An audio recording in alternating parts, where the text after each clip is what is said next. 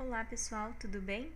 Aqui é a professora Ana Pedroso e continuando a nossa aula de cinética química, hoje vamos falar um pouquinho sobre como as reações químicas ocorrem.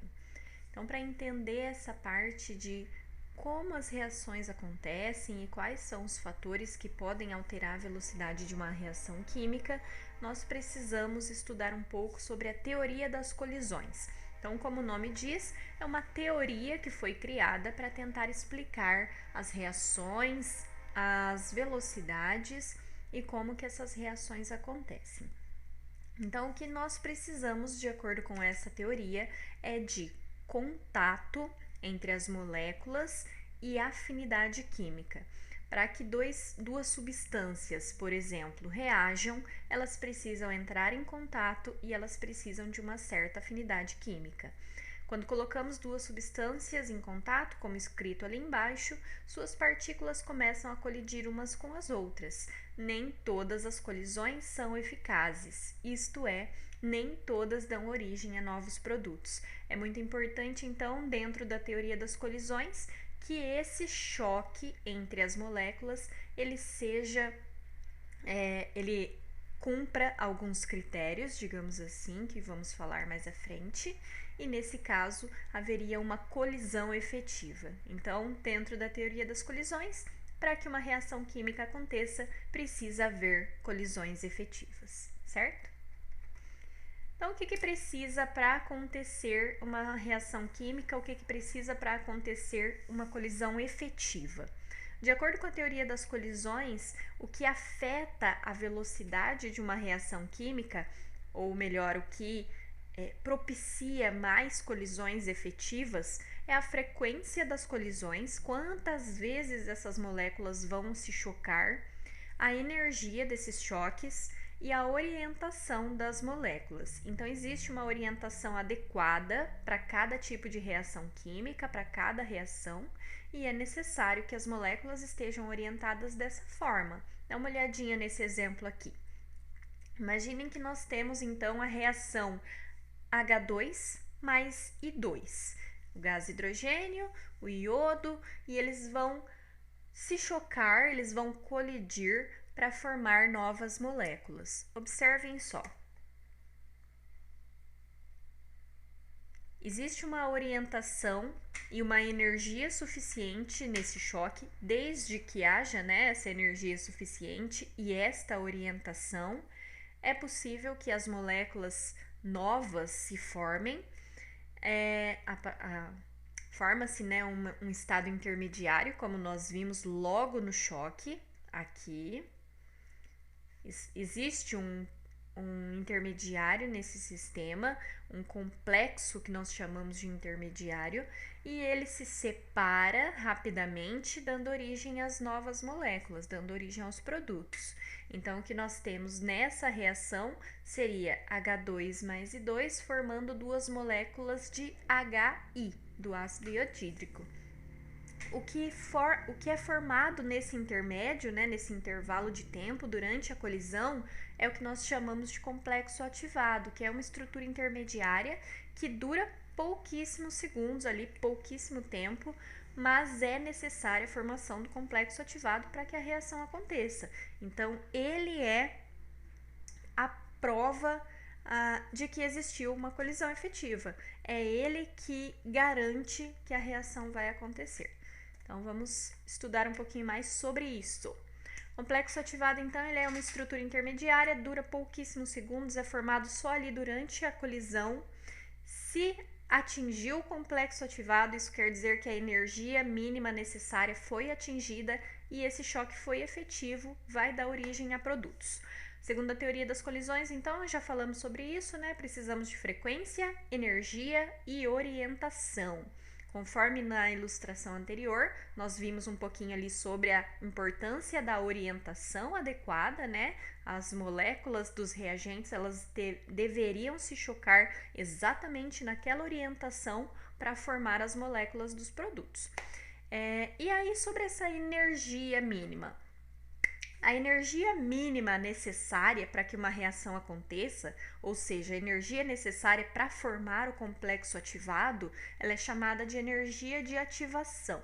A energia de ativação é a energia entre reagente e complexo ativado. Então, mais uma vez, é a energia entre reagente e complexo ativado. A energia necessária para que reagentes atinjam a estrutura intermediária que nós acabamos de ver. Então, é importante destacar essa frase, dar ênfase nessa frase, porque nós vamos ter gráficos diferentes de acordo com uma reação endotérmica ou exotérmica. É importante que vocês se lembrem sempre que energia de ativação é a energia que leva o reagente para o complexo ativado, beleza? Vamos dar uma olhadinha então nisso que eu falei. Dentro do conteúdo de termoquímica, nós estudamos diferentes tipos de gráficos de variação de entalpia no decorrer de uma reação química. Lembrando que sempre reagente primeiro. Opa, acho que eu perdi aqui. Reagentes primeiro, produtos depois. Então, no caminho da reação, né, nesse eixo X aqui do meu gráfico, o primeiro que eu tenho são os reagentes, aqui, e o último são produtos. Aqui no caso é um produto só, ok? Então, é o carbono reagindo com o gás oxigênio, formando o dióxido de carbono. Nesse caso, o que a gente faria para calcular a variação de entalpia, como nós estudamos dentro de termoquímica? ΔH é a entalpia dos produtos menos a entalpia dos reagentes. Nesse gráfico que eu coloquei aqui, percebam que a entalpia do produto ela é menor que a entalpia do reagente. Olha só, eu estou olhando aqui para o eixo Y, né?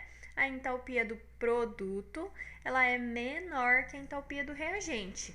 Olhando para essa equação matemática aqui, perceba que se HR for maior, o sinal dessa operação, ele vai carregar ali, né, o sinal negativo. Eu vou ter um resultado negativo nessa operação. Então, esse tipo de reação química é uma reação exotérmica, que tem ΔH menor que zero. Libera energia. Perceba aqui, ó, reagente tem mais, produto tem menos. Quando a reação acontece, esta energia aqui, ela é liberada. Esta energia aqui, ela é liberada. Muito bem? Continuando aí.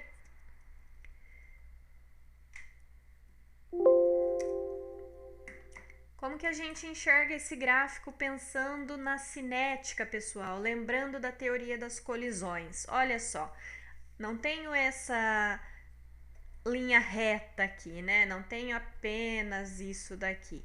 Eu tenho também a formação de um complexo ativado. Eu tenho uma energia de ativação, uma energia mínima para que essa reação aconteça. Então, lembra sempre, nunca se esqueça que a energia de ativação é aquela que leva os reagentes até o complexo ativado. Então, nessa representação que eu coloquei aqui, a energia de ativação é esse B minúsculo aqui, ó, esse espacinho entre E1 e E2, beleza? E quem que é o C nesse caso? Esse C minúsculo aqui. Este espaço que está entre E1 e E3 é o ΔH, né? É a variação aqui, ó, de reagente e de produto. Então, não confundam, nunca se esqueça, energia de ativação, ela está entre reagente e complexo ativado. ΔH é outra coisa. Nesse caso, né, o nosso exemplo contrário aí, também utilizamos ele dentro da termoquímica, dentro das nossas aulas de termoquímica. Eu tenho aqui nesse exemplo o reagente ou os reagentes com energia menor do que o produto. Então, se HR é menor do que HP, o resultado desta operação aqui ele vai ser positivo, maior que zero, já que a entalpia do produto é o maior valor aqui, certo? Reações desse tipo, reações onde é necessário absorver energia para que a reação aconteça, são chamadas de endotérmicas. Reações endotérmicas absorvem calor, têm ΔH maior que zero, ΔH positivo. Como que vai apresentar, como que eu vou encontrar os gráficos de cinética, de teoria das colisões envolvendo uma reação endotérmica? Olha só, reagente, entalpia dos reagentes menor que a entalpia dos produtos. E quem que é esse B enorme aqui agora? Olha só, quem que é essa variação de energia gigante aqui? É a entalpia, entalpia não, é a energia de ativação, certo? A energia que leva o reagente até o complexo ativado. O C, que é a diferença de energia entre produto e reagente, mais uma vez, é o ΔH. Tudo bem?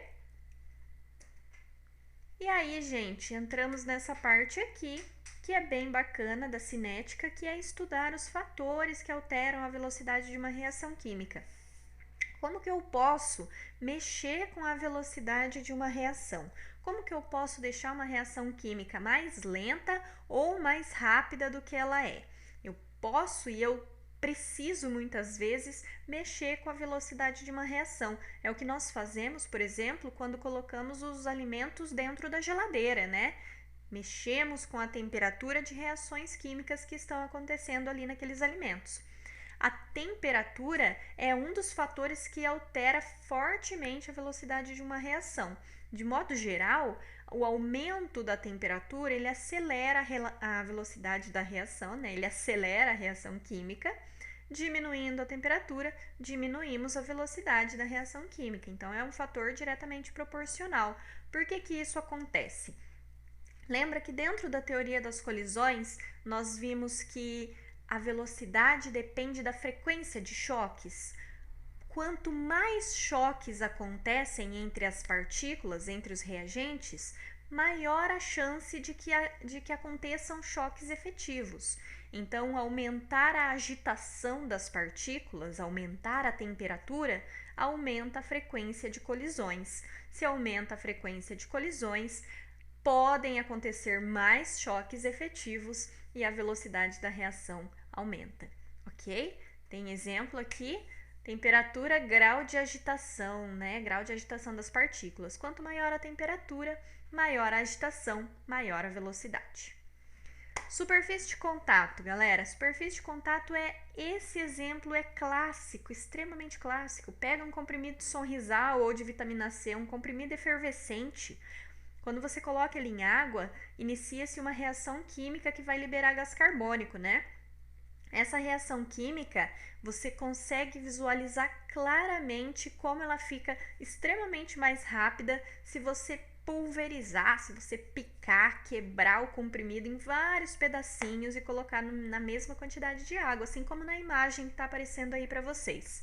O comprimido inteiro, ele tem uma superfície exposta muito menor para a água quando comparado ao comprimido todo quebradinho. Olha só, eu fiz uma representação aqui embaixo, olha. Superfície exposta para a água no comprimido inteiro. Superfície exposta à água no comprimido picado. Tem muito mais superfície de contato. Isso daqui facilita os choques, na verdade facilita a orientação adequada, certo? Então, aumentando a superfície, você facilita que a orientação adequada aconteça e com isso aumenta a velocidade da reação, né? Aumenta a probabilidade de ocorrerem choques efetivos.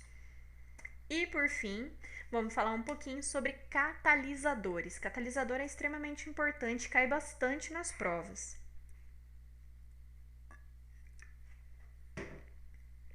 Tomar uma aguinha aqui, gente. Pronto. Catalisador, então, pessoal, ele é uma substância acrescentada à reação química que não é parte da reação. Ele não faz parte da reação e ele não é consumido nessa reação. Isso é muito interessante. O catalisador, ele é recuperado totalmente no final da reação, ele não é consumido. O que ele faz, então, para alterar a velocidade da reação? Ele acha um atalho. Ele cria um novo mecanismo de reação com energia de ativação menor. Então, olha a curva em vermelho.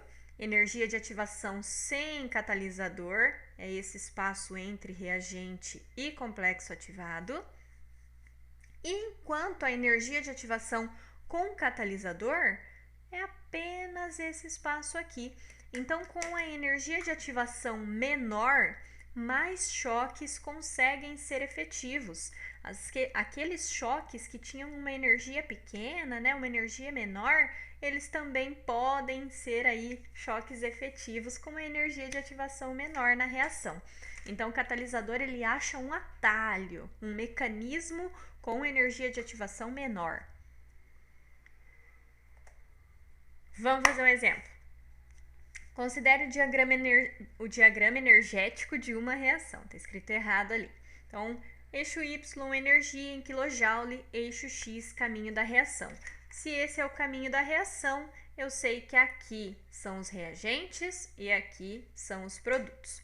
É correto afirmar que essa reação possui, respectivamente, energia de ativação e variação de entalpia D. Então, é aquela diferença que eu estava pegando no pé ali, pessoal. Energia de ativação é a energia entre reagente e complexo ativado. O ponto mais energético aí do meu gráfico é o complexo ativado. Então, a energia de ativação nesse gráfico, ela está aqui, ó, entre reagente e complexo ativado.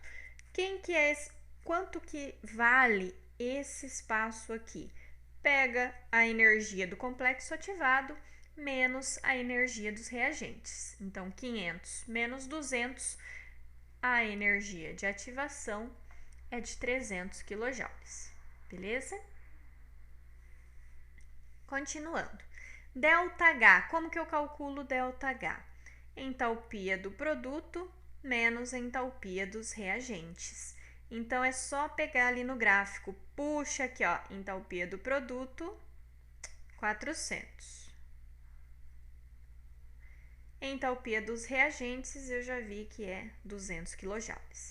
ΔH, positivo, reação endotérmica, 200 kJ foram absorvidos. Resposta, letra C. Vamos ver se é isso mesmo? Ah lá, pronto. Tenho mais um exercício aqui. Vamos lá. No gráfico abaixo, o valor da energia de ativação da reação, quando realizada com catalisador, é. Quem é a curva que representa a reação química com o uso de catalisador? Se eu tenho duas curvas, uma com maior energia de ativação e uma com menor energia de ativação, obviamente a com menor energia de ativação é a que utilizou o catalisador. Então, nesse caso, é apenas esse espaço aqui entre energia do reagente e este complexo ativado de 60 quilocalorias. Então, de 20 para 60, variou 40 quilocalorias. Vamos ver se vai aparecer aqui. Olha lá. Pronto, 40 quilocalorias. Cuidado com as unidades, tá, pessoal?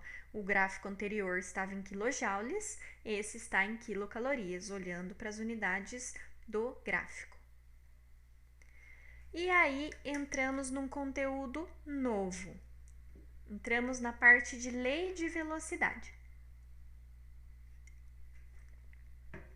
Quando nós falamos de fatores que alteram a velocidade das reações químicas, eu citei temperatura, superfície de contato e catalisador.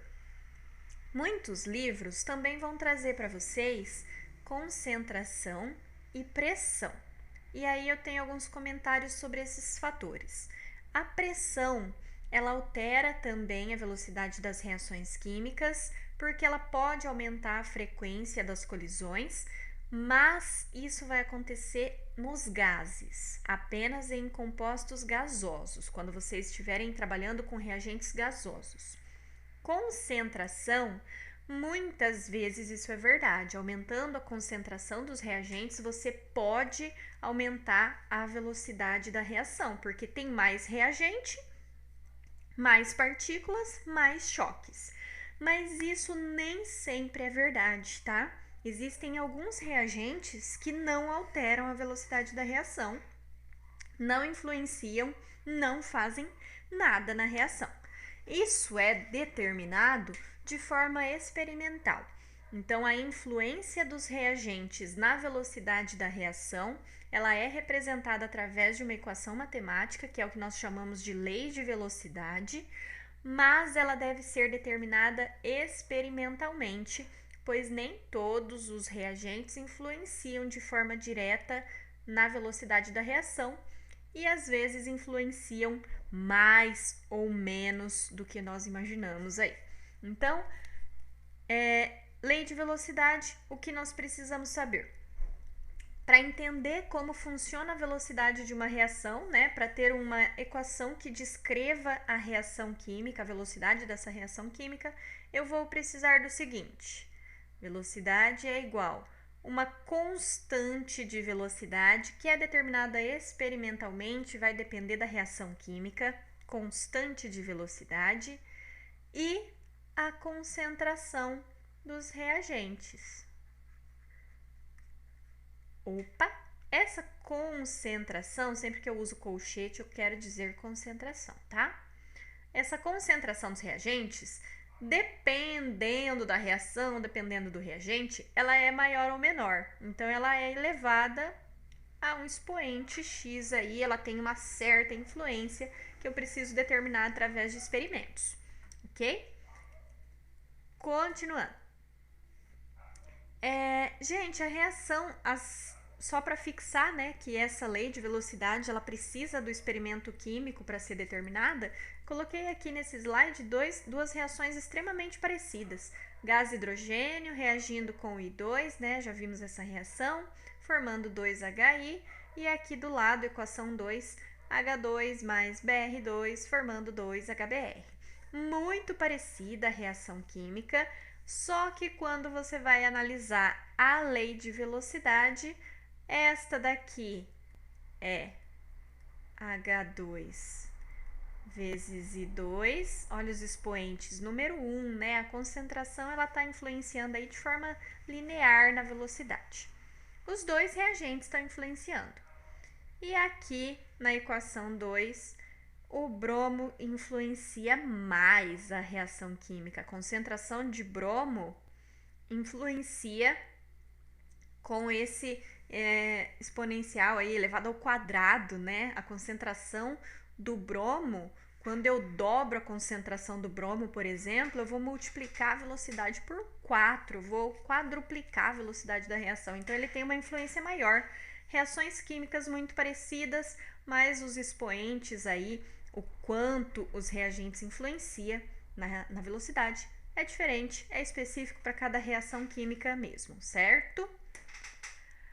Como que eu posso determinar isso, então, numa prova, sendo que eu não vou poder ir para o laboratório fazer o experimento e determinar isso na prática? Existem algumas formas de se fazer isso. Primeiro, se a reação química for elementar, você pode considerar o coeficiente estequiométrico como sendo o expoente lá na lei da velocidade, a ordem, né? A gente vai utilizar esse termo. Quando eu tenho aqui, por exemplo, um expoente 1, eu posso dizer que o hidrogênio ele está influenciando, o hidrogênio, na verdade, ele é de primeira ordem nessa lei de velocidade, nessa equação. Aqui o bromo, olha só, o bromo ele é de segunda ordem nessa reação. Só um termozinho novo aí, né, pra gente. Quando a reação for elementar, eu posso considerar o coeficiente estequiométrico como sendo a ordem daquela substância dentro da lei da velocidade. E o que quer dizer reação elementar? O que é isso? Como é que eu vou saber? Reação elementar, pessoal, é aquela reação que acontece em uma única etapa. É só ela e pronto, acabou. É a reação que acontece de uma única vez e é só ela. O exercício ele tem que te falar, não tem como você saber se a reação é elementar ou não, apenas olhando para a cara dela. Mas, se você sabe que ela é elementar, se já te falaram que aquela reação é elementar, acontece em uma única etapa, não precisa de experimento, não precisa de tabela com valor de concentração. Você só pega vou colocar aqui, o coeficiente estequiométrico e ele vai ser a sua ordem. Então vamos lá. Lei de velocidade para síntese da água, sabendo que essa reação aqui ela é elementar. Lei de velocidade começa assim: velocidade é igual constante de velocidade vezes a concentração dos reagentes elevado a um certo expoente, que é a ordem dele e que eu ainda não sabia. Nesse caso aqui, o H2 ele vai ser de segunda ordem. Como é que eu sei? Reação elementar, pode pegar o coeficiente estequiométrico e passar para cá. Vezes, porque tem mais um reagente, que é o gás oxigênio. O gás oxigênio, ele tem ordem 1, ele é de primeira ordem, nem precisa aparecer, mas eu vou colocar aqui, tá? O oxigênio, ele é de primeira ordem, peguei o coeficiente estequiométrico e transferi para cá. Outra coisa importante, gente, nesse caso aqui, eu posso dizer que a reação de síntese da água ela é de terceira ordem.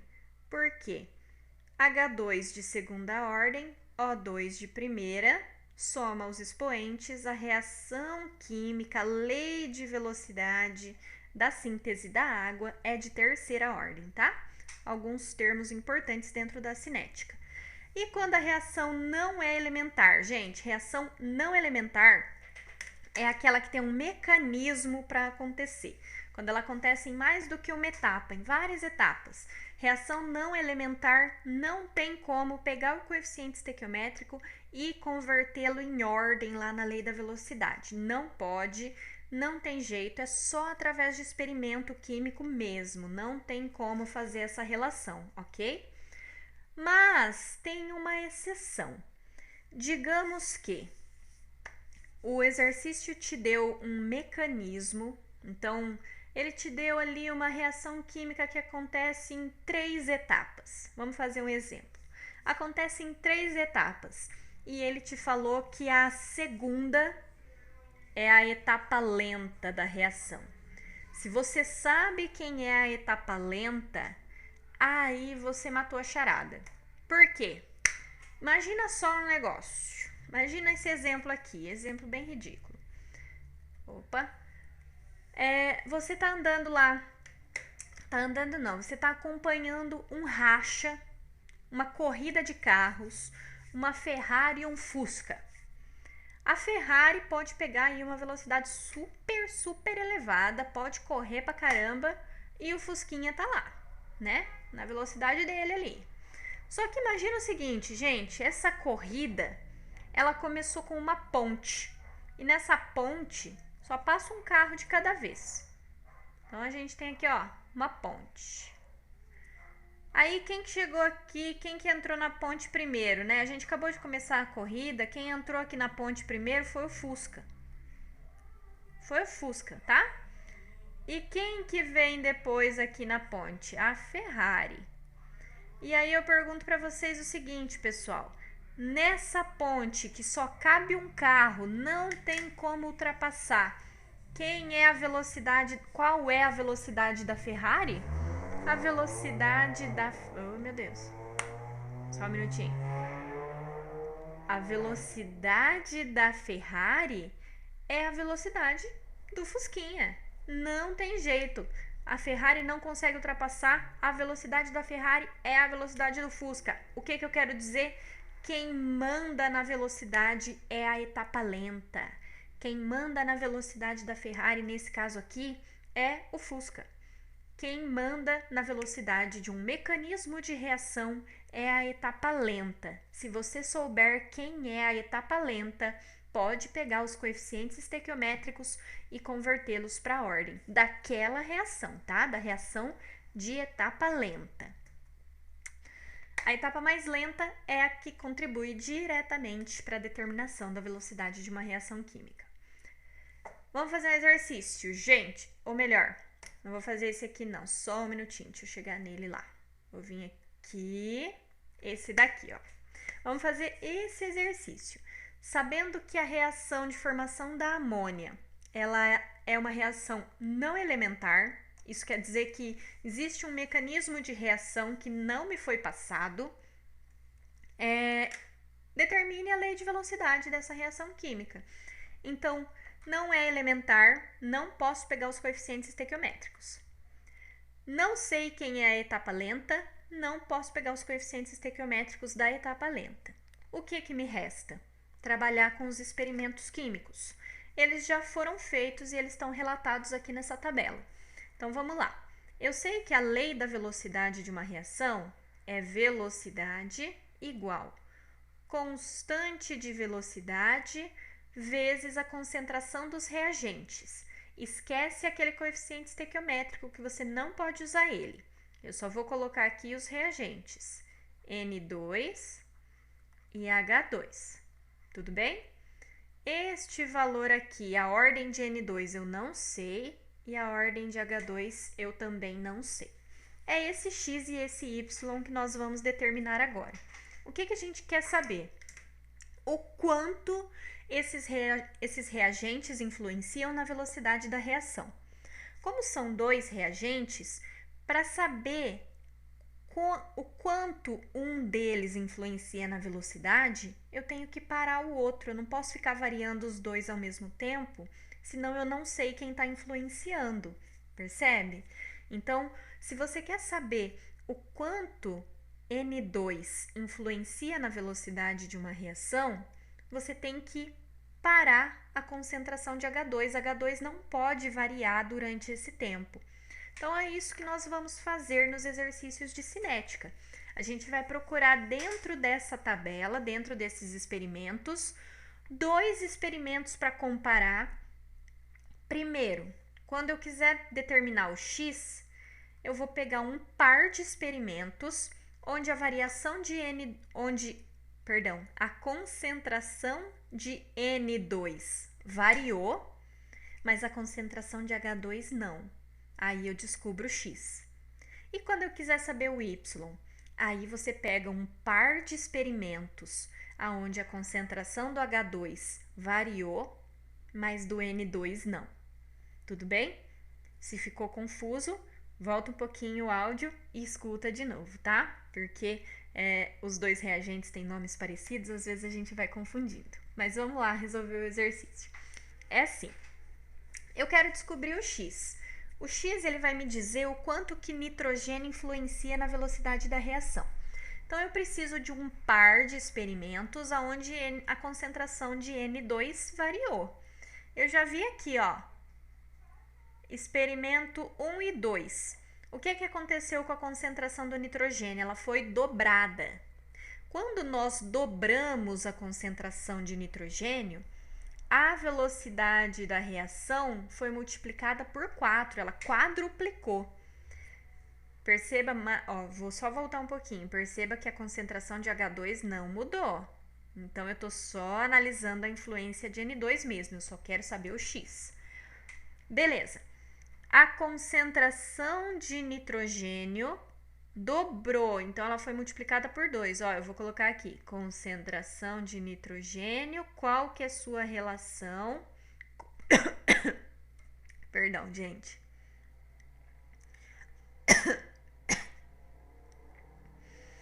Com a velocidade.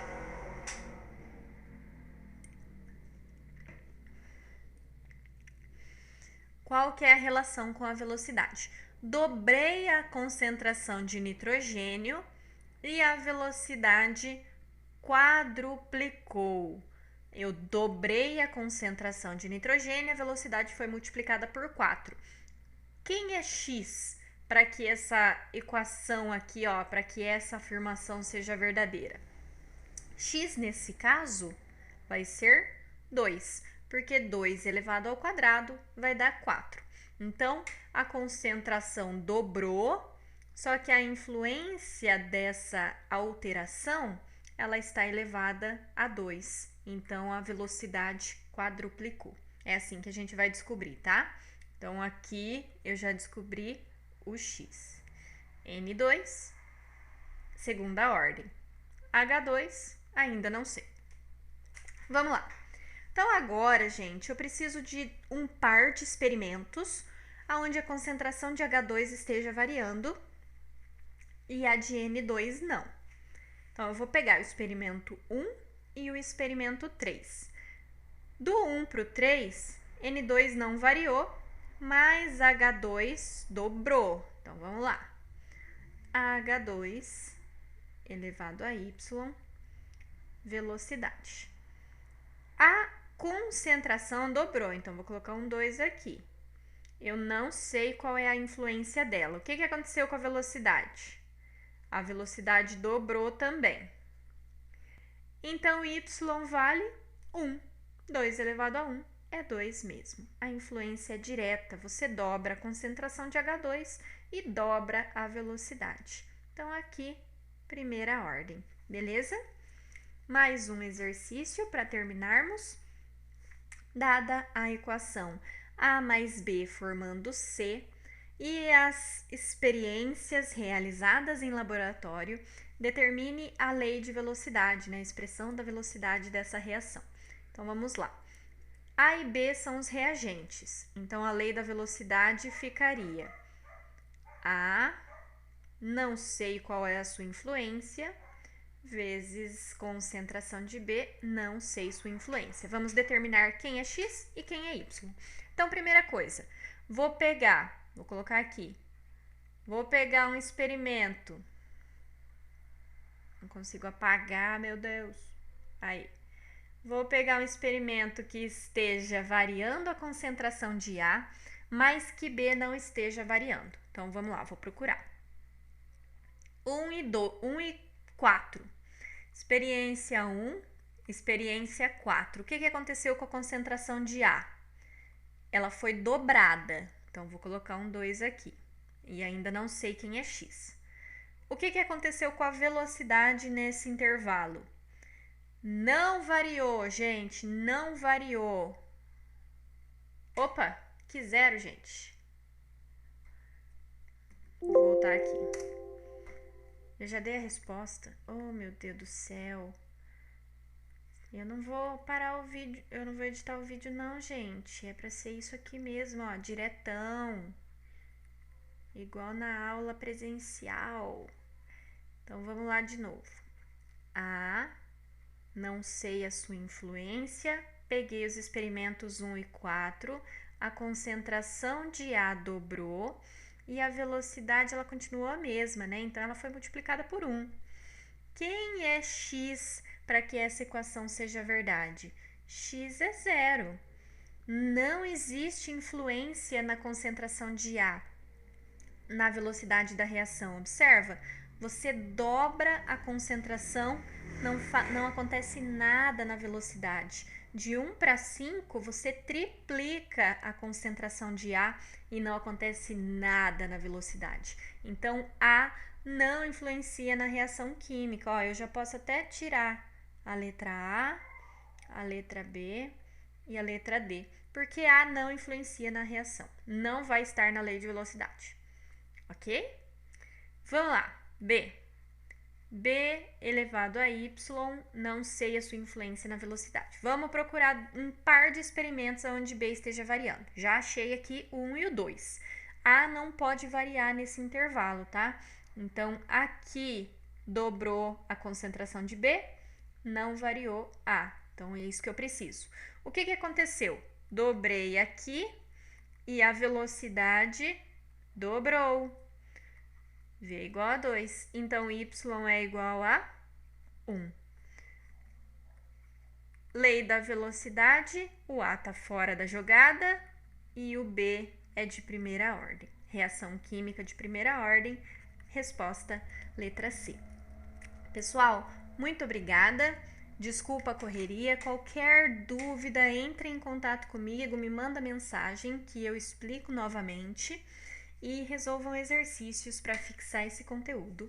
Até mais. Um beijo.